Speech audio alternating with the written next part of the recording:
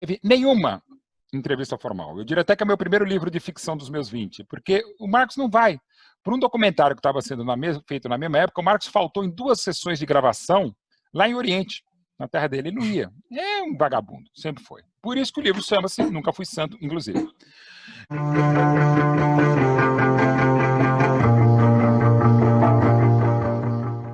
Fala, pessoal! Tudo bem? O nosso entrevistado de hoje é um jornalista esportivo.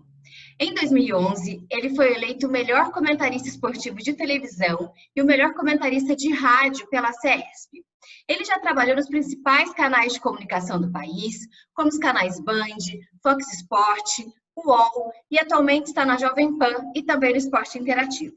Ele já publicou 20 livros, incluindo a biografia do ex-goleiro Marcos, que eu já li e recomendo. E também já tem 4 documentários. Mauro Betti, muito obrigado por ter aceito o convite para conversar com o Vamos pro Jogo. A conexão tá ruim lá na casa do Mauro, viu? Então, tudo bem. A piada é velha, cara, porque entrando na live eu dei uma congelada e também falando, tá sem áudio. Não, o imbecil aqui falando. Cara, eu sou o tiozão do pavê total. Só não vou falar tiozão, porque de repente muita gente não sabe. Eu sou o tiozão pavê, cara. Os meus filhos aqui, meus filhotes, meus 5 aqui, entre filhos enteados, que é um termo horrível, e filhotes são 5, cara, ninguém faz piadas piores do que você, e o pessoal até acha que elas são tão ruins que elas ficam boas. Então, de vez em quando a gente acerta. Caroline, obrigado. Samuel, obrigado. Esqueci o outro que saiu. Nossa, você sabe o nome de todo mundo, não é que saiu. Cadê o outro, velho? Cadê que eu tava sabendo o nome aqui? Vinícius, não era Vinícius? Eu lembrei, sem estar na legenda, né? Aliás, essas legendas todas de meeting, normalmente eu boto ou Brad Pitt no meu nome, devia ter botado, ou de Zoom, Orkut, sei lá o quê, ou eu boto Sean Connery, que agora realmente com essa barbicha eu tô a cara do Sean Connery. Realmente o perfil é mais ou menos esse, comentarista do PS desde 2020, 20 livros, escrevendo mais 10. Isso que eu ia te perguntar. Isso. Tem mais coisa. Está escrevendo muito nesse período de quarentena. Muito. Eu não vejo a hora de voltar a pegar trânsito. Graças a Deus, trabalhando muito, rendendo muito. São 10 livros, 5 eu estou escrevendo para valer. O livro do Centenário da Portuguesa, nos ajudem pelo Português há 100 anos, estamos precisando atingir a cota. A autobiografia do Luiz Pereira, a autobiografia do César Sampaio, a autobiografia do Zé Roberto, a autobiografia do Amaral e outros 5 que eu não posso falar por contrato quais são. Estou produzindo como curador 3 exposições, que eu não posso também falar quais são. Uma live muito legal que a gente vai fazer beneficente. Que mais? O meu trabalho normalmente no Esporte Interativo, meu trabalho na Jovem Pan, um trabalho que eu acabei de assinar contrato hoje, mas eu não posso falar ainda, também bem legal, em breve, tal, bacana. Que mais? Tem meu trabalho no torcedores.com, que me faz lembrar que eu esqueci de fazer a coluna de hoje, meu trabalho no Nosso Palestra, que é um portal, meu trabalho como editor da revista Corner vai ser o número 10, e mais um monte de coisa, né? Eu não sou o cara que mais trabalha, mas Mauro? durante os jogos, eu durmo. Então, cara, durante os jogos eu durmo, né? Eu deixo as frases pré-gravadas, tem que futebol, a caixinha de surpresa, 2-0 placar perigoso, o cara jogo com essa história e tal. Mas assim, vou falar baixo, porque meus chefes não podem, né? Eu sou pago para falar de futebol, um monte de bobagem, escrever, fazer documentário, livro, cara. Assim, quando eu não estou fazendo futebol, eu estou vendo, né? E falo rápido e escrevo muito rápido. Então, não tem problema. Durante os programas da Jovem Pan, do Esporte Interativo, eles sabem, eu estou fazendo o programa e estou escrevendo. Agora, até porque eu já não trabalho mais lá na Fox Sports, cadê? O livro do Centenário do Palmeiras eu escrevi apresentando o Central Fox. Eu estou escrevendo agora o livro da Portuguesa, dos 100 anos da Portuguesa, com mais outros 6 autores, mesma história. Então, assim, eu consigo fazer um monte de coisa. Eu tenho um transtorno de déficit de atenção com hiperatividade, mas que eu meio que consegui conduzir para um multifocal. Aliás, como meus óculos. Estou falando com vocês, mas estou pensando outra coisa, estou fazendo. Então, assim, eu sou meio over, né? Mas como a vida é over e sou um apaixonado, até palestras, apresentação de vendas eu também faço. E uma coisa que é muito bacana, eu tenho feito algumas sobre paixão. Como trabalhar com a paixão. E repito, é um prazer de ofício fazer o que eu faço e estar batendo bola com vocês também aqui. Ô, Mauro, você ter falado de paixão agora calhou muito com a minha pergunta, porque a minha pergunta seria justamente sobre a paixão, o dia da paixão palmeirense, né? Nós estamos na véspera, a gente não sabe ainda A gente não sabe ainda quando o programa vai ao ar, mas estamos gravando na véspera... Todo dia é o dia da paixão palmeirense. Isso. Estamos gravando na véspera do dia 12 de junho. E eu queria que você comentasse qual é a sua maior lembrança daquele dia, né, do dia 12 de junho de 93, e se esse é o título mais emblemático que você comemorou pelo Palmeiras, mesmo com Libertadores e tudo mais, se aquele foi o título que mais te marcou. Cara, eu tá aqui do meu lado, mas não vou sair, porque já basta as bobagens que eu já faço. Tá o cartaz do meu primeiro dos 4 documentários, o primeiro filme oficial que eu fiz junto com o Jaime Queiroz pela produtora Canal Azul, que é o 12 de junho, o Dia da Paixão Palmeirense. Pra você ter uma ideia, a gente faz uma trilogia com a Canal Azul. São 3 filmes, esse, o filme O Campeão do Século, que é o do centenário do Palmeiras, e o próximo que vai chamar 99, a Conquista da América, que a gente não só vai contar a história do Palmeiras campeão da Libertadores, aquela virada espetacular contra o Flamengo, mas vai contar todas as prévias Libertadores, desde a primeira que o Palmeiras foi vice-campeão contra o Peñarol em 61. E quando conversando com o Ricardo Haddad, dono da produtora Canal Azul, ele falou, bom, vamos fazer a trilogia, já está assinado, você vai ser o diretor da série e tal, então vamos definir os temas, né? Quais são os filmes que a gente vai fazer a trilogia, né, da história do Palmeiras. Ele falou, vamos começar com o Libertadores. Eu falei, não vamos começar com o Libertadores.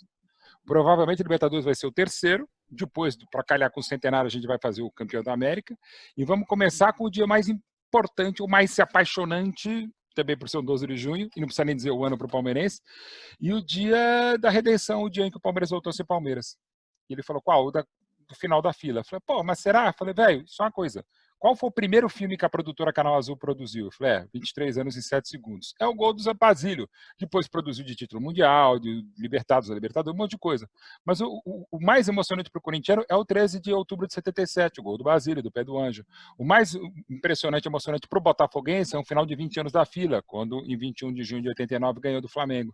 E para o palmeirense pode não ser o mais importante, mas é o mais emocionante quando o time volta a ser Palmeiras. Então, o filme 12 de junho de 93, a gente resgata quase toda a fila e conta a grande trajetória daquela Via Láctea montada pela Parmalat.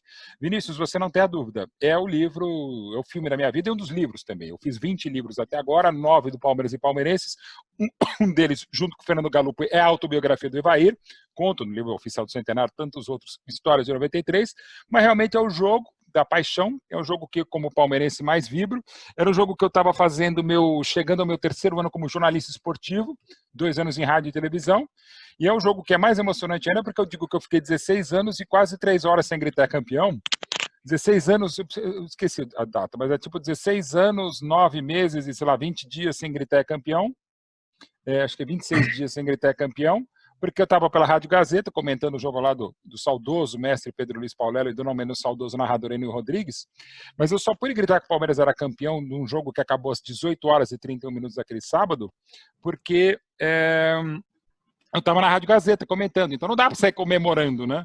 E na hora que eu chamei os gols de novo, aliás, eu fiz assim, eu falei pro operador, falei, cara, eu não vou nem voltar.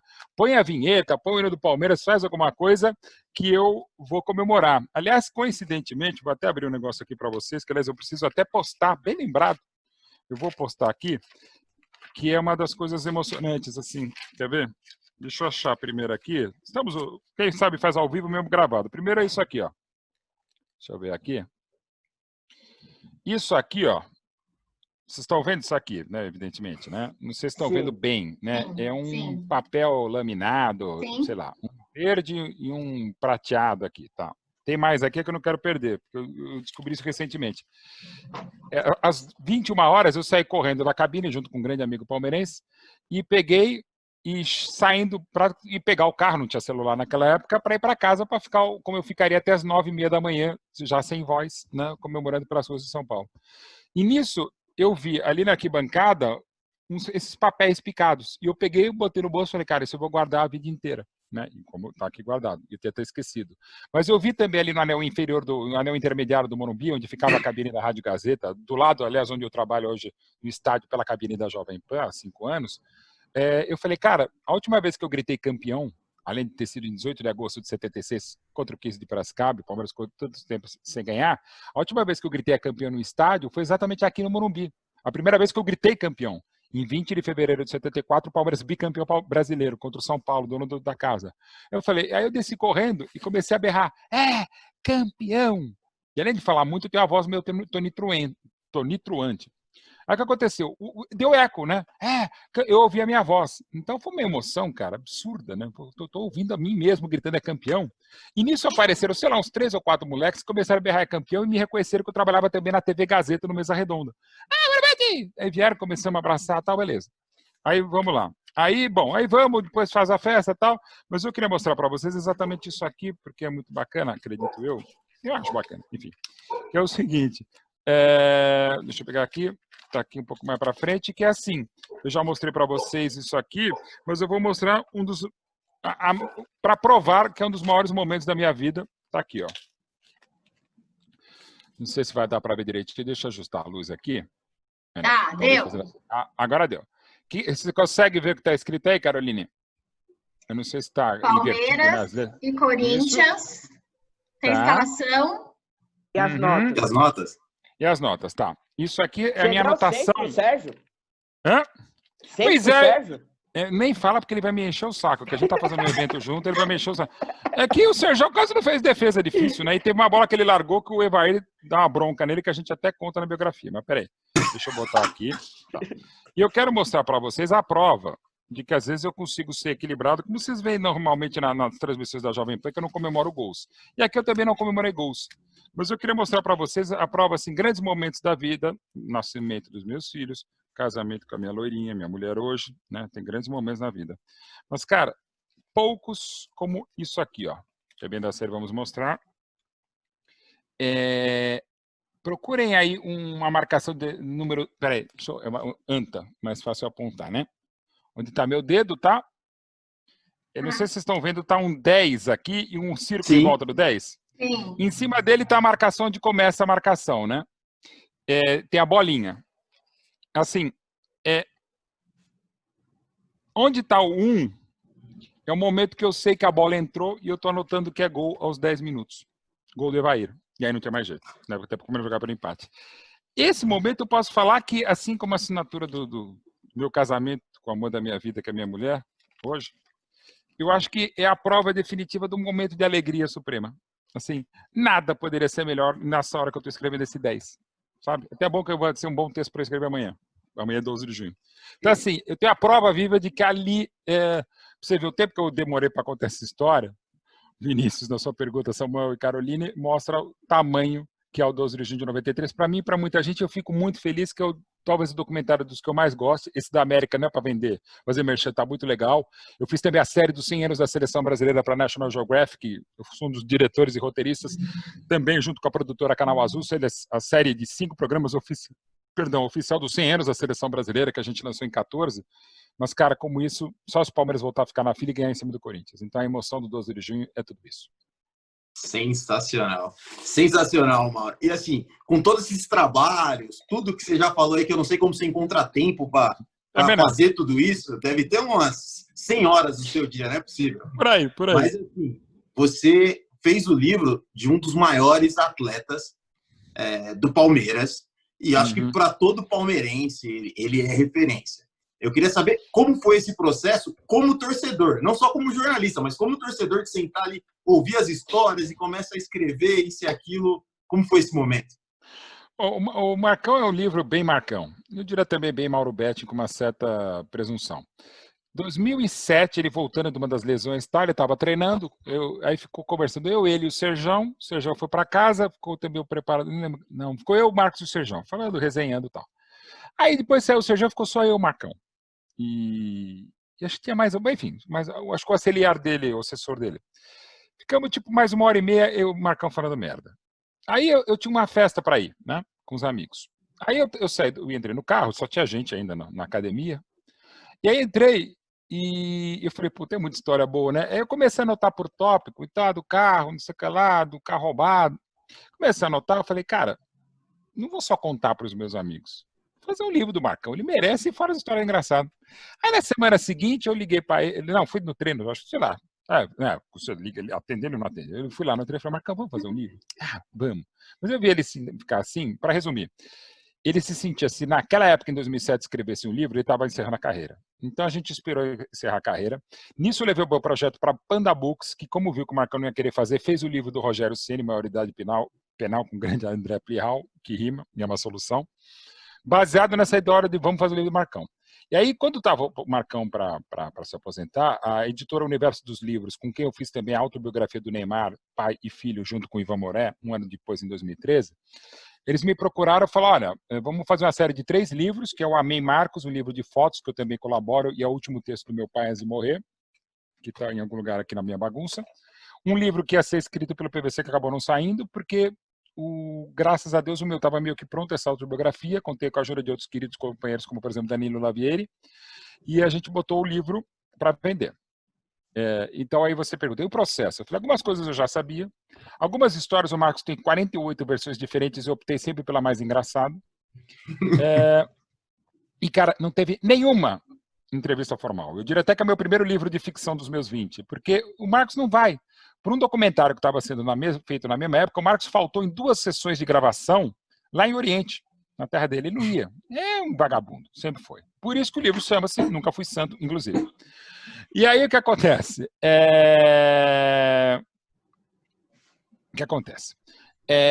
O Marcão nunca foi... Não tinha. Como eu tenho uma boa memória, fiz várias matérias com ele, e hoje você tem transcrição de matéria de rádio e tal, algumas coisas estavam lá, eu fiz uma compilação básica, eu sou um goleiro, não frustrado, porque eu tinha a minha noção da minha porcaria que eu sou, mas eu sou um goleiro, eu conheço algumas coisas, adoro estudar, conheço vários goleiros, tenho uma visão de goleiro, uma visão de palmeirense, então algumas coisas que estão lá, é até muito engraçado, eu que botei na boca do Marcão, então até que às vezes o Marcão fala, pô, falei bonito aqui, né, velho? E é que eu escrevi, né? Tanto é que, aliás, o livro deve estar aqui, a versão autografada por ele, é muito bonitinho, cara, e até foi um apelido que pegou, eu fico muito honrado, que daqui a pouco eu conto o que eu acho. Não vai achar o livro, mas enfim. Aí o Marcão sempre, né, a gente faz um monte de coisa e tal. E aí, só que é o seguinte, a gente ia lançar o livro depois que ele resolveu se aposentar, um baita projeto do Universo dos Livros. Aí, vamos acelerar, Marcão nada, eu falei, não, dá um jeito, eu consigo, aí contei, escrevi e tal, e mandei o livro, como eu faço sempre em todas as biografias e autobiografias, eu quero que seja tanto autobiografia ou biografia, como, por exemplo, a que eu fiz a Ira de Nazi, contando a história do Ira e do Nazi, com o grande Alexandre Petillo também. O que eu faço? Eu dou o livro, a pessoa tem toda a liberdade de fazer o que quiser. O Marcos deu até uma cortada em 2 histórias, mas ele levou 4 meses e meio para liberar o material. Ok, falei, não, é uma história pesada, é bobagem, Marcão, né? Mas tudo bem. Aí vamos lançar o livro, uma terça-feira, acho que 7 de agosto, sei lá quando era, enfim, o lançamento do livro lá no Shopping Eldorado, uma terça-feira. Foram mais de 8.500 pessoas ao Shopping Eldorado. Foi o maior lançamento de livros da época do Brasil da história, até ser superado pelo livro do pastor Edir Macedo, mas é uma outra história. Só não foram mais porque as pessoas desistiam vendo a muvuca, né? E, por exemplo, o Edmundo, o Rivelino me xingando. Pô, você não organizou? Não, tentamos organizar, mas vieram mais de 8.500 pessoas, quase 10.000 pessoas. Ficamos das 6h15 às 3 da manhã autografando o livro, né? E o Marcão daquele jeito, né?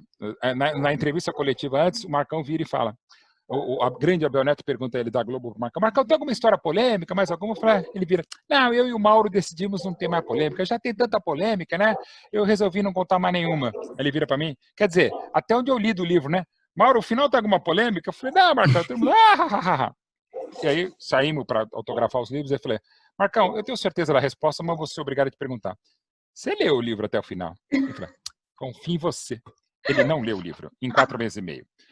Resultado, as pessoas chegavam depois de 10, 11 horas na fila para pegar autógrafo, que foi das 6 da tarde às 3 da manhã, o pessoal falava, olha, adorei o livro, parabéns, já li. Aí eu falava, Marcão, as pessoas leram o livro em pé, e você levou 4 meses e meio para ler, numa fila. Bom, aí foi fantástico, foi maravilhoso, tal, tudo bem Marcão, né? Mas é muito engraçado. E a prova de que ele não leu o livro é que depois a gente fez vários eventos, aí ele virava e falou, Mauro, vou contar uma história que pouca gente conhece. Aí ele conta, eu falei, Marcos, está no livro. Aí ele pega e fala, vou contar a história que está no livro. E eu falo, e aí, Mauro? Tá no livro, né? Eu falei, filha da puta, não tá e é melhor que muitas que estão no livro. E era isso mesmo, cara, ele vai lembrar. Enfim, então eu diria... para vocês, senhores, você Samuel perguntou, cara, é um livro de ficção, é um livro super Marcão. Podia ser muito melhor, se ele tivesse dado uma entrevista, mas é muito divertido, cara. E é isso, é o maluco que a gente vê cada vez mais em rede social e que nunca foi santo, né? É o Marcão. E é por isso que o errar é mais humano com o São Marcos. Ô, Mauro, durante a sua resposta, você citou o livro que você também escreveu sobre o Neymar, né? A gente está passando um momento muito difícil, não só no nosso país, mas também no mundo, por muitas manifestações, muitas delas envolvendo racismo. Uhum. Se você acha que a imprensa, vocês da imprensa, pegam muito no pé do Neymar para que ele se posicione de alguma forma. Enfim, você já escreveu esse livro e conhece mais, talvez, ele por esse processo do livro. Qual que é a sua opinião sobre isso? Assim, eu fico numa situação delicada. É com o Marcos, mesmo que a gente briga, mas é maravilhoso. Não é delicado, mas é compreensível. Não no aspecto profissional, gente, é no aspecto humano, né, pessoal. Porque eu sou da tese que o jornalista, antes de ser jornalista, ele é pessoa. Eu sei que, infelizmente, grandes ídolos, colegas e amigos queridos, às vezes são mais jornalistas do que pessoas. E eu acho que eles não são bons jornalistas assim, são péssimas pessoas se forem assim. Aqui entre nós, por exemplo, falar, olha, eu estou sabendo de uma parada aí de um amigo nosso que, putz, é foda, é melhor não contar. Aí vai lá e põe no papel, sabe? Viramos Dias de Léo Dias, sabe? Não pode ser assim, cara. Tem que ter um mínimo de respeito humano. Então, no caso do Neymar, eu sei que eu fico numa situação um pouco delicada por ser um autobiógrafo dele junto com o queridíssimo Ivan Moré, mas, cara, assim, eu não vou... Aliás, já tive tretas com ele, e não porque isso é muito profissional e muito legal da parte dele e da assessoria dele. Ninguém me cobra por ter sido o que eu fiz, né? Mas, assim, tem horas que eu acho que o Neymar se pega muito no pé dele, cara. Se exagera. Como ele também exagera em quedas e tal. Tudo que o Neymar faz causa barulho e faz parte do pacote, por isso que ele merecidamente ganha muito bem. Mas, assim, há limites. E a imprensa não é só no caso do Neymar, é de outros casos também. Agora, para pegar uma polêmica da semana aqui do Whindersson Nunes, né? Com a Luísa Sonza que fala, né? Isso. Sonza, né? Sonsa. Não. Sonza, tá. Então, assim, cara, vamos deixar os caras serem felizes. Agora é o Vitão, né, que tá o triângulo amoroso. Como é que eu sei disso? Cara, não tem a menor ideia. O Whindersson eu acho legal, tá, mas o Vitão não tem a menor ideia. A Luísa Sonza eu sabia que era mulher Enfim, sei lá, mas então a gente sabe essas coisas, esse mundo bundalizado, essa porcaria de BBB. Mas, enfim, deixando a questão de gosto, cada um gosta, enfim. Então a gente fica nessa coisa que a gente exige, como o Felipe Neto, que eu respeito, pelo ninguém chega a 6 trilhões de seguidores, né? E eu acho que houve uma evolução natural dele, mas toda hora ficar cobrando, eu acho um pouco complicado, né? Porque você está falando que você já ganhou dinheiro em cima do Neymar. Sim, trabalhei, um trabalho como qualquer outro. Aliás, em cima disso, dos meus 9 livros do Palmeiras, dos 20 que eu fiz, o Palmeiras e Palmeirenses, dos documentários, tantos eventos que eu fiz, o Palmeiras nunca cobrou o Palmeiras, eu cobro a produtora, cobro a editora, e pago corretamente os royalties devidos ao Palmeiras e normalmente, além de não pagar, de eu não cobrar o Palmeiras e aí evito que outros paguem, coisas que, por exemplo, o Palmeiras está entendendo, eu dou mais parte para o Palmeiras, então isso não tem dúvida. No caso do Neymar, quem me paga é a editora, não o Neymar, mas assim, eu acho que tem que ter uma relação profissional séria e madura, como o Neymar está amadurecendo muito, e o staff dele é extremamente competente. Eu escuto muitas críticas ao staff, mas eu sou obrigado a dizer, por tudo que eu já trabalhei com o staff do Neymar, eles são muito bons, mas tem coisas que barram no Neymar e sobretudo no pai dele, que tem aí uma outra discussão. Mas eu acho que toda hora algumas cobranças sobre o Neymar acabam sendo muito pesadas. Ô Mauro, eu queria falar um pouco do começo da sua carreira e eu vou fazer uma introdução aqui relacionando com seu pai, né? Assim como você também, infelizmente, já perdi meu pai, e eu trabalhei com meu pai por muitos que anos, legal.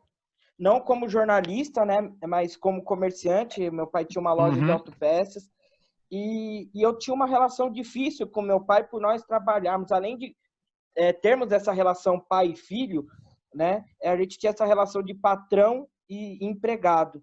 Perfeito. E eu queria saber como que foi a relação com seu pai quando você decidiu ser jornalista. Se foi um facilitador por ter uma referência em casa ou se acabou sendo mais difícil por ter uma referência em casa, né? Talvez ele cobrasse mais, ele fosse exigente nos seus primeiros textos. Como que era essa relação? E, além disso, eu queria também lembrar do dia da morte dele. Ele morreu num dia que estava tendo um jogo, São Paulo e Universidade Católica. Isso. Eu estava no Morumbi, cobrindo pela Folha de São Paulo, essa semifinal. E eu queria saber como que foi para você transmitir ao vivo isso, né, na rádio, depois da transmissão do jogo. Olha, Vinícius, eu sou jornalista esportivo há 30 anos por ser palmeirense há 53 anos. Sou jornalista há 33 anos por ser também filho do rádio. Meus pais se conheceram na Rádio 9 de Julho de São Paulo. E meu pai deu o golpe do baú na minha mãe, porque a minha mãe era uma produtora eventual, porque o pai dela, meu avô materno, era o diretor da rádio. Então, meu pai deu claramente um golpe do baú. Meu pai era um pau, pé rapado, não tinha onde cair morto, coitado, para a família com uma série de problemas financeiros no interior, e enfim.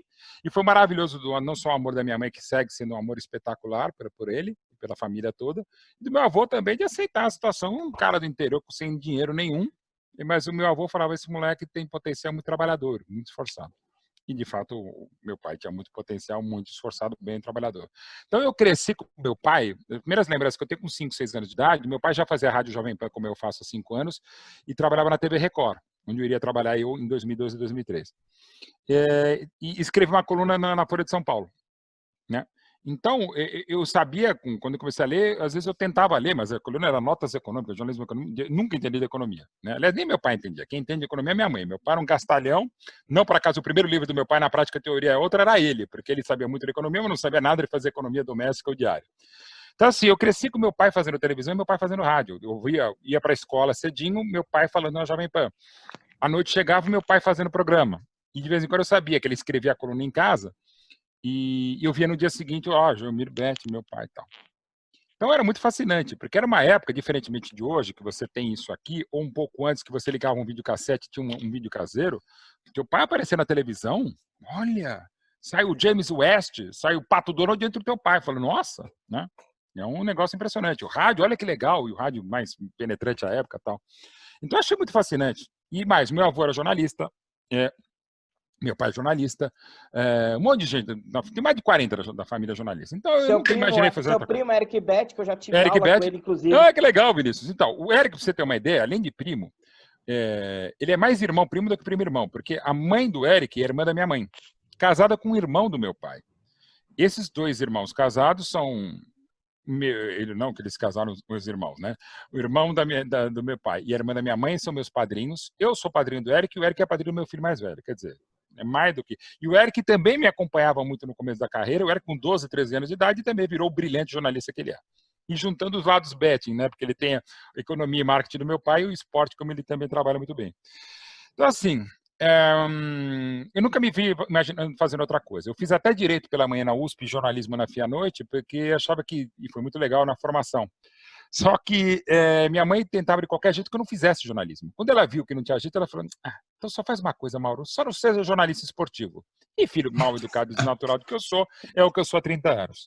Aí, voltando, sempre eu me imaginei inferior, não inferior, mas nunca chegaria ao nível do meu pai como pessoa, como pai, como marido tal, e como jornalista, né? Meu pai realmente, o Joelmiro Betti, é uma puta referência de caráter, de inteligência, conhecimento e tal. Então eu sabia o meu caminho. Eu cheguei até a cogitar não usar o sobrenome do meu pai, mas o Ziônica, da minha tia, mãe do Eric, do meu avô Ângelo Zione, também tinha muita gente. Falei, não, quer saber? Sou muito fã do meu pai, é o melhor pai que um jornalista pode ter como pai, o melhor filho, o melhor jornalista que pode ser como pai, o melhor pai como jornalista. Então eu vou assumir o nome, vai abrir portas, não tenha dúvida, mas não vamos ser nepotista. E tanto não fomos que eu só fui trabalhar com meu pai 17 anos depois de eu começar a trabalhar, e no programa Betting, que durou 6 anos no Band Esportes, por iniciativa do canal. Antes até, porque ele trabalhava na Globo. Aliás, não, eu trabalhei 2 anos no Sport TV, no Grupo Globo, e meu pai também trabalhava, mas não tinha nada a ver. Né? Enfim, a gente trabalhar junto no mesmo espaço, como a gente teve durante 6 anos no programa no Band Esportes, só por ideia do canal, não foi nem ideia nossa. Então, assim, eu fui um idiota, levei 17 anos de profissão para começar a trabalhar com ele, então nunca usei. Claro que o primeiro dia de profissional, em 10 de março de 87, na feira e reportagem da TV Bandeirantes, foi mais fácil porque as pessoas me conheciam desde os 9 anos, eu estava chegando lá.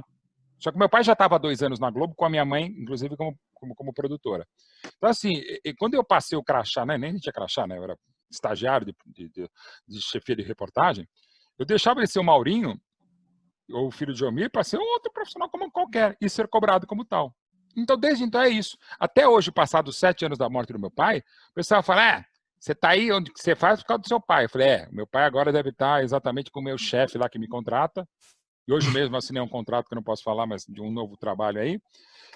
O cara está lá azucrinando meu pai, puxando, né? Meu pai está azucrinando, contrata meu filho, senão eu vou fazer, sou o Jason. Acho que não. Né? Claro que tem gente que gosta do meu pai, não desgosta de mim, ou vice-versa, que é menor caso, mas claro que ficou mais fácil para eu conseguir o primeiro trabalho. Mas desde então é muito mais difícil, eu tenho essa pressão, essa pergunta que é super pertinente tem a ver com isso. Né? E tem a ver também com o que aconteceria em 29 de novembro de 2012, você estava lá no Morumbi, Para resumir, da minha capacidade de resumo, que não é das melhores. O meu pai teve um AVC no domingo pela manhã, provavelmente fruto de um coquetel de doenças autoimunes que ele tinha, né, que eu havia prostrado no hospital no Albert Einstein durante 3 meses. Eu cheguei lá correndo, minha mãe que estava lá com ele, rapidamente o médico falou, olha, o seu pai, se fosse um mega atleta, teria pouquíssima chance de viver como um vegetal. Na condição dele que ele já estava, é o seguinte, cadê seu irmão? Eu falei, está indo para Hong Kong. Então tenta localizá-lo, se possível, manda ele voltar, porque vamos tentar segurá-lo. É irreversível. Ok. Não anunciamos, isso no domingo pela manhã. Já me preparei, e eu estava numa situação que, mesmo se ele sobrevivesse ao AVC ou antes da condição, ele está numa condição muito difícil. Não queria vê-lo sofrendo, como quase qualquer filho. Aí, na quarta-feira à tarde, o Albert Einstein soltou o boletim para a imprensa de que o estado dele era irreversível, pela primeira vez. Então, já se mobilizou, já tinha imprensa acompanhando, já se mobilizou. Eu avisei quem de direito que soube pelo boletim médico. E aí a rádio me liberou e falou, olha, bom, teu jogo você está escalado, você não precisa vir. Eu falei, não, eu quero. Eu preciso, eu acho que essa quarta, eu acho que ele aguenta até quinta ou sexta-feira, embora irreversível o estado, e eu quero estar trabalhando. Eu acho melhor do que ficar, enfim, morning ou fazendo um pré-velório, sei lá que tema, enfim. Aí eu fui trabalhar, e eu ia para o Morumbi, até porque o São Paulo sempre tratou com muito carinho, e então o vice-presidente José Paulo de Jesus Lopes, quase todo dia me ligava para saber como que ele estava, e quando soube da notícia, me ligou, pô, você vai estar aqui?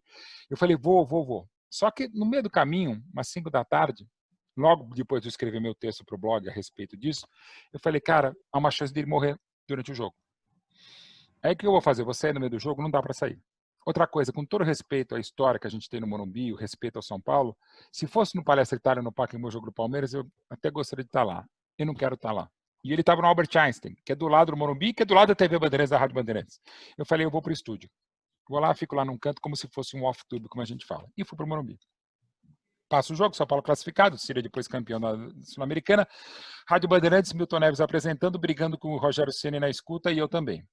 Eu com o Milton Neves e eu defendendo o Rogério também, que a gente é muito amigo. E aí, brigando, não sei o que lá, toca o celular. Mais ou menos 1h15 da manhã do dia 29. Meu irmão. Eu falo, cara, onde você tá? Tô no ar ainda. Tá, tá, ok. Pronto. Aí eu falei, vou fazer o seguinte, vai acabar a entrevista, estava acabando o programa, eu vou para outro estúdio, eu estava sozinho nesse estúdio, vou falar para o Milton, né, para ele dar a notícia. Né, e já estava o necrológio feito na rádio, na TV e tal. Só que daí, nisso deu uns 2 minutos, eu falei, cara, eu tô bem. E eu lembrei, eu já fiz um texto hoje à tarde para o meu blog, então, no Lancenet. Quer saber? Eu vou dar a notícia eu mesmo. Aí acabou, o Milton falou uma bobagem, o Mauro Beto, São Paulo, Rogério Ceni. Aí eu fiz uma pausa literalmente dramática, uns 5 segundos, e comecei a ler o meu texto, seco. Aí, graças à sensibilidade do operador de áudio, ele percebeu que eu estava falando do meu pai. E estava com o hino do São Paulo classificado, ele foi dando o fade, tirando o hino do São Paulo, aumentando o hino do Palmeiras na versão do queridíssimo amigo Marcos Klein. E eu comecei a falar um texto que ele durou uns 7 minutos, né? Textão, rei do textão. E tem uma hora que o pessoal fala, nossa, você se emocionou só 1 hora no meio do texto que você perde a compostura, você perde o raciocínio. Eu falei, não perco o raciocínio, eu perco o texto. Eu estou baixando, eu falei, até o end do texto, tem que subir e tal, dou improvisado, improviso no final e falo. E dou a notícia que meu pai tinha morrido. Aí eu desligo o microfone, o operador até tirou uma foto, você pode achar essa foto na internet eu lendo o texto. E aí vem o Milton, vem todo mundo, já me liga o Johnny Saad, dono da TV Bandeirantes, o Fernando Mitre, nosso chefe geral de jornalismo e tal. Eu desço para a Band News FM, o Boris Casoy também soube, deu uma notícia, foi lá, a gente entrevistou, vou para a rádio, bom, em cima. Mal, consegui dormir, enterro, o carinho de todo o Brasil naquele dia, eu fiquei 1h30 à tarde no dia seguinte no Datena, tal, matéria de 3 minutos e meio do Jornal Nacional, do meu pai havia trabalhado durante 19 anos, sabe, um carinho gigantesco das pessoas, que a gente sabia que era respeitado, sabia que era querido, mas não sabia que era tão querido e tão respeitado. E, tipo, uns 3 dias depois, dei muita entrevista e esse meu áudio foi em toda a mídia, na íntegra, 7 minutos e tanto, não sei o que lá, de áudio no SBT, na Record, na Bandeirantes, claro. Tal. E aí, quando me ligaram da Itália para falar sobre o que era dar a notícia da morte do próprio pai no ar e mantendo uma certa compostura, eu falei, cara, é realmente uma coisa inusitada. E aí que eu comecei a sacar do tamanho dessa coisa. E, ao mesmo tempo, uma coisa maluca que eu tenho falado em vários cursos de jornalismo também, e pela vida, como agora eu vou falar. Qual que é o seu maior furo jornalístico? Eu falei, a notícia da morte do meu pai. Porque só eu e o meu irmão e os médicos tinham essa notícia. E que repercutiu imensamente na hora, e tanto repercutiu que meus filhos, que estavam dormindo na casa da mãe deles, que eu tinha me separado havia 5 meses, um deles estava dormindo, aliás, os dois meus que estavam dormindo, que tinham aula no dia seguinte, quando um amigo dele mandou, nem lembro se em 2012 era WhatsApp, mas enfim, mandou acho que um torpedo para ele, e o outro viu no Twitter a notícia. Né? Homem de fibra, que baita profissional. Dá para dizer, aconteceu essa coincidência. Mas, ao mesmo tempo, é o mesmo cara que não conseguiu ter coragem de falar para os filhos que o grande ídolo deles, o avô dele, tinha morrido. Eu falei na imprensa. Eu provavelmente não teria coragem de ligar para eles ou mandar mensagem que fosse para falar. Eu sou péssimo para trazer, embora comentarista esportivo e falando de rebaixamento do Palmeiras algumas vezes, eu sou péssimo para trazer más notícias. E assim, é uma coisa maluca, foi impressionante, e agora, respeitando todas as religiões, credos e de quem também, principalmente, não principalmente, mas também não acredita, eu soube da morte do meu pai meia-noite e 15. Horário de Brasília, 1h15, horário de Brasília, da morte do meu pai em 29 de novembro de 2012. A 1h14 de 29 de abril de 2016, caiu o avião da Chapecoense. Eu comentei com algumas pessoas, 6 kardecistas diferentes falaram, isso é um cara, me explicaram, seu pai te tirou daquele voo, porque até 29 dias antes eu estava no Fox Sports e tinha relativa chance de estar naquele voo. Talvez no lugar quem sabe no lugar do Paulo Júlio Clemar. Então é uma coisa que você pode dizer que é uma mera coincidência, 4 anos depois, podia ser antes, podia ser qualquer horário, podia ser 1 minuto antes, 1 minuto depois, como foi 1 minuto depois, digamos assim, ou antes, 4 anos, que é uma coisa impressionante, que é também outro momento da minha vida, mais do que da minha profissão, muito absurdo, mas que, claro, tem a ver com a minha profissão, porque a minha profissão realmente é a minha paixão. Então, assim, são momentos como esses que são absurdamente inexplicáveis, mas eu repito, foi uma honra. Pode ser horrível, pode ser piegas, eu adoro o pieguismo, mas pode ser barato, mas, assim, eu me senti, no caso do meu pai, muito a banda do Titanic, né, tocando Oh My God to the Thee, se não me engano, que é a música que eles tocam lá, e quando o maestro fala, senhores, foi um privilégio ter tocado com vocês essa noite, é mais ou menos isso. É uma tragédia, é triste, mas faz parte do nosso ofício, seja qual for a nossa profissão. Bom, Mauro, antes de fazer a pergunta, obrigado por essa entrevista, viu? Obrigado. Imagina, mesmo. Samuel. Eu que agradeço o espaço. Grande. Sensacional poder bater esse papo com você, ouvir você contar tudo que você já respondeu aqui. Bom, vamos falar um pouquinho de futebol e política. Sim. Aproveitando o gancho da pergunta da Carol sobre o Neymar, de posicionamento, porque nós, jornalistas, a imprensa, torcedores, cobra muito hoje posicionamento devido a tudo que está acontecendo politicamente no Brasil.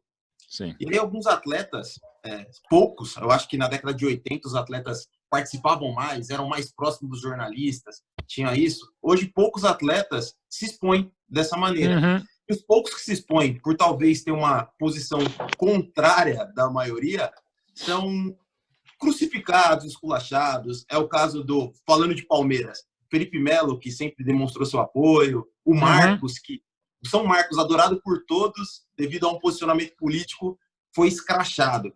Eu queria saber o que você acha sobre isso. Eu até vi a sua reportagem com o Ivan Moré, e você fala que muitas vezes o jornalista precisa ficar em cima do muro para ele entender todos os lados e, acima de tudo, respeitar a opinião das pessoas. O respeito seria a palavra-chave. Então, eu queria saber o que você acha desse momento, como os atletas devem se comportar, os torcedores devem se comportar. Samuel, excelente questão. Claro que alguns ofícios você tem até compliances que fale para você dar uma evitada. Tentando ser objetivo, que normalmente eu não consigo. Mas assim, primeiro, e você citou um excelente exemplo, se você for ver o Democracia em Preto e Branco, dirigido pelo brilhante companheiro e colega e amigo Pedrinho Asbeg, o documentário, dos poucos não corintianos que dão uma entrevista sou eu. Eu fui muito amigo do Dr. Sócrates. Em algum lugar dessa bagunça está a biografia dele aqui, que acho que está aqui, ó. Está aqui, ó. Livro do grande Tom Cardoso, eu tenho a honra de fazer o prefácio. Então, assim, eu sou muito favorável à democracia corintiana também, porque fui muito além do Parque São Jorge, uma série de coisas.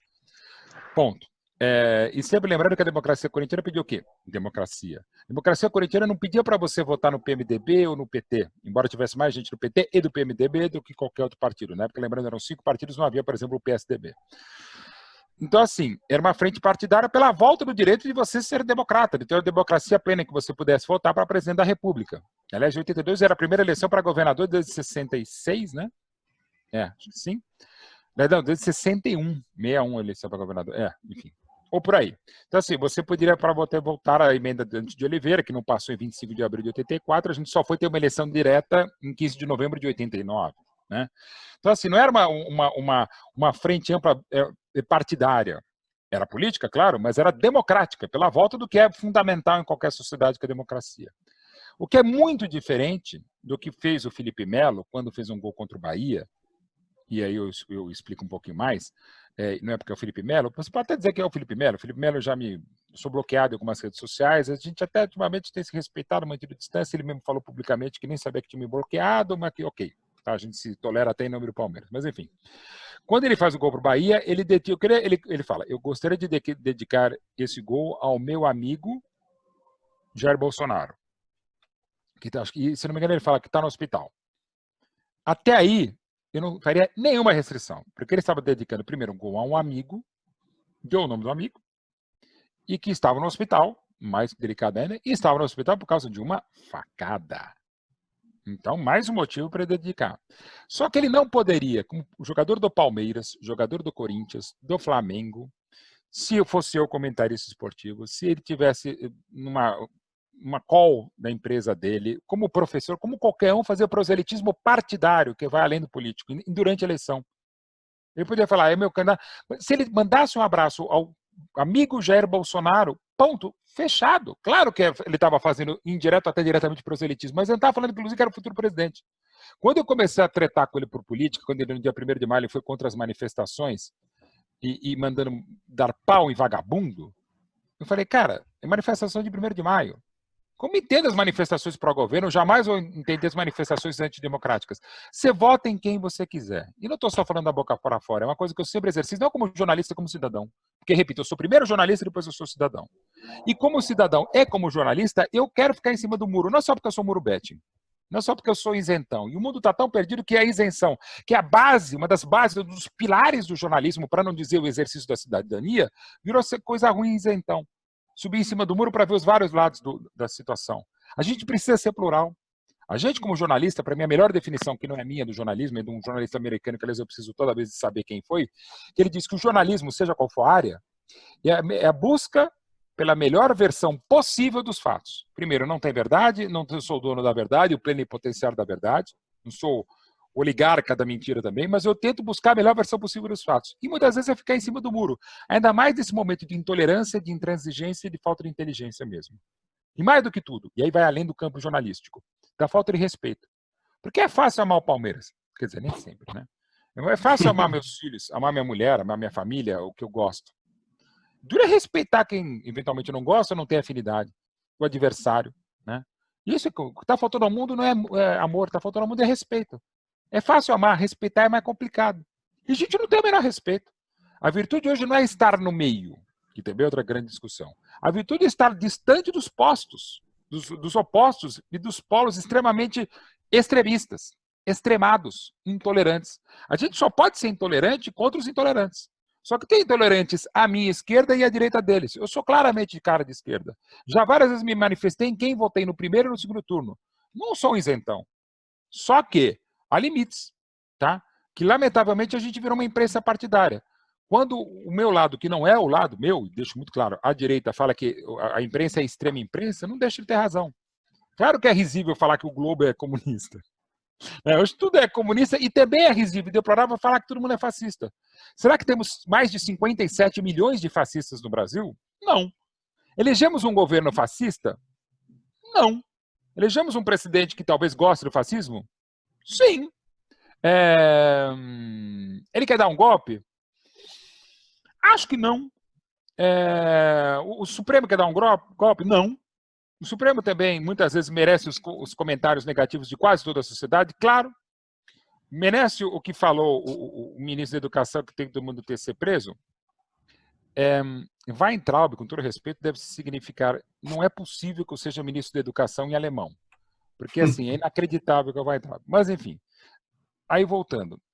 O Felipe tem o direito de se manifestar, como o Raí se manifestou, como o Carlos, e todo mundo. Eu defendo sempre o direito da manifestação. Mas há locais para manifestação. Você não pode fazer proselitismo partidário. E eu não vou gastar mais tempo, mas tem um longo texto meu, até no Diário do Centro do Mundo. É de esquerda? Mas tem lá no meu nosso palestra, tem no meu blog na época que estava no UOL, textos sobre, perdão, o seguinte, a presença do presidente Jair Bolsonaro eleito levantando a taça do Palmeiras. Eu não vou ter lá o texto, mas basicamente é o seguinte, nem Mussolini fez isso, tá? E nem Lula, em quem votei, mas não defendo, que é outro problema que eu acho. As pessoas torcem pelos partidos e torcem por alguns grandes políticos como Lula. Eu torço pelo Palmeiras. E pelo Palmeiras eu defendo até o Darinta, que era indefensável, o pior jogador da nossa história. Eu não posso torcer por um partido, distorcer por um partido, tá? Por motivos aí óbvios, entrar sem em questão.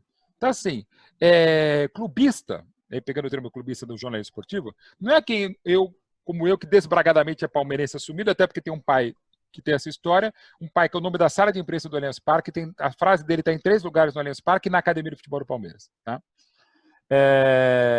Clubista não sou eu que assumo o meu lado palmeirense. Clubista é quem, às vezes, até assume o clube, que torce, ou pior, não assume e desbragadamente torce e distorce contra outro clube, distorcendo informações e opiniões, por conta de clubismo arraigado. Então, assim, eu queria que, assim como a gente tem o clubista na imprensa esportiva e tem mesmo, tem o clubista político. O cara que gosta de um candidato ou detesta um partido, e claramente faz isso, mas nem não, estou em nome da democracia. Democracia é o caralho. E muito menos em nome do jornalismo. Então temos que aceitar o contraditório. Temos que combater a falta de debate, ou só o embate, ou só a porradaria. Assumidamente eu gosto de passar o pano, porque se eu passar o pano é limpar algumas coisas. Qual o problema de passar o pano? O problema, isentar eu já te contei. Mas esse negócio, lacrou. Não, lacrado é você, velho. Lacrado de fábrica, que tem a focinheira. Mimimi é você que não consegue falar mais do que 3 palavras, que só consegue juntar a mesma sílaba repetida. Falta muito diálogo. E é a culpa nossa da imprensa, que fica bloqueando a torto em seu menor direito.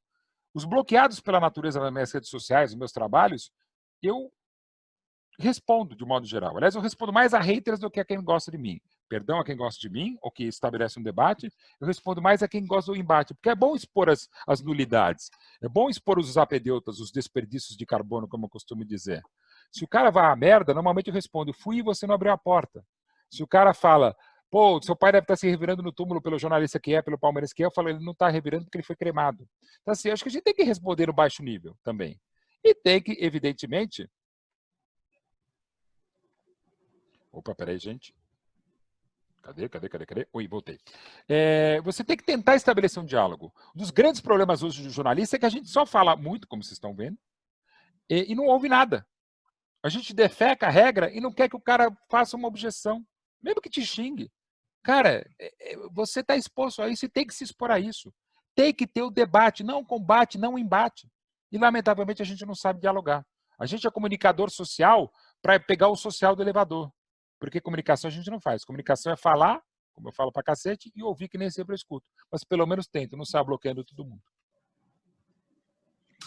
Mauro, só te agradecer, porque acho que hoje foi um dia muito importante para o nosso programa, mas também para a gente como comunicador, poder te ouvir as suas histórias, as suas reflexões. Muito obrigada por ter dado a honra da gente dividir com quem vai ver esse vídeo. Muita saúde para você, para que você escreva muitos livros e faça muitos documentários, que a gente precisa disso, e eu estou falando isso como leitora mesmo dos seus livros. Obrigado. Viu? Muito obrigada, saúde, sucesso aí nos seus projetos. Muito obrigado, Carol, pelo contato, pelo espaço, Samuel, Vinícius, eu agradeço muito, desculpa falar tanto, mas na verdade vocês até pelo nível das perguntas e pelo carinho, pela atenção e pelo respeito, não esqueça do respeito, é sempre gostoso falar e estamos abertos sempre que quiserem, tem meu contato, tá bom, gente? Para quem está vendo, que teve paciência, muito obrigado, uma ótima semana e vamos sair dessa, quando não tem a menor ideia. Aliás, quem deveria ter ideia, tem menos ideia ainda. Bom, pessoal, essa foi a entrevista com o Mauro Betting, a gente espera que vocês tenham gostado. Como eu já disse, foi um dia muito especial para o Vamos pro Jogo e a gente está muito feliz de poder dividir isso com vocês. Só lembrando que toda segunda e toda quinta tem vídeo novo aqui no canal, então não se esqueça de se inscrever, de ativar o sininho e se você gostou do conteúdo dessa matéria, compartilha o link. Fechado? Bom, Samuel Nascimento, Vinícius Bacelar, até a próxima e vamos pro jogo. Vamos pro jogo.